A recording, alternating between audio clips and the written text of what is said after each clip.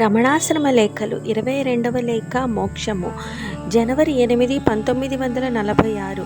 కొద్ది రోజుల క్రిందట మధ్యాహ్నం 3 గంటల వేళ కొత్తగా ఒక స్త్రీ వచ్చి హాలులో కొంతసేపు కూర్చుంది. ఆ కూర్చున్నంతసేపు శ్రీవారినేదో అడగాలని లేవబోతూనే ఉంది. భగవాన్ చూచి చూడనట్లు ఏదో చదువుతూ ఉండడం వల్ల కొంచెం ఆగింది. భగవాన్ పుస్తకం అవతల పెట్టగానే ఆమె లేచి సోఫా దగ్గరకు వెళ్ళి, స్వామి, నాకు ఒక కోరిక ఉంది, చెప్పమంటారా అంది నిర్భయంగా. ఏం కావాలి అన్నారు భగవాన్. మోక్షం అన్నదామె. భగవాన్ ఓహో అలాగా అన్నారు.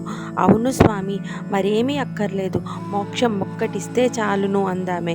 భగవాన్ పెదిమలు దాటి వచ్చే నవ్వుని ఆపుకొని సరి మంచిదే అన్నారు.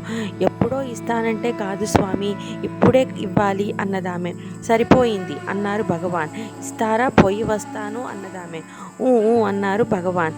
ఆమె గడప దాటి వెళ్ళగానే తుల్లిపడి నవ్వుతూ మా వైపు చూచి, మోక్షం ఒకటిస్తే చాలట, వేరే ఏమీ అక్కర్లేదట అన్నారు భగవాన్.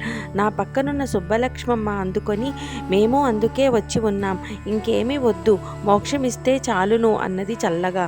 ఓహో అలాగా, ఏమీ వద్దని అన్నీ విడిచిపెడితే ఉండేది మోక్షమేనే, ఒకరిచ్చేదేమి, అది ఉండేదే కదా అన్నారు భగవాన్. అదంతా మాకు తెలియదు, భగవానే మాకు మోక్షం ఇవ్వాలి అని ఆమె వెళ్ళిపోయింది. అదేమి మోట ముళ్ళ కట్టి ఇచ్చేందుకు, ఇంకా ఏమీ కోరరటోయ్, ఒక్క మోక్షం ఇస్తే చాలట, అది మాత్రం కోరిక కాదు, ఉన్నవన్నీ పోగొట్టుకుంటే మిగిలేది మోక్షమే, అవి పోగొట్టుకునేందుకు సాధన చెయ్యాలి అని అన్నారు భగవాన్.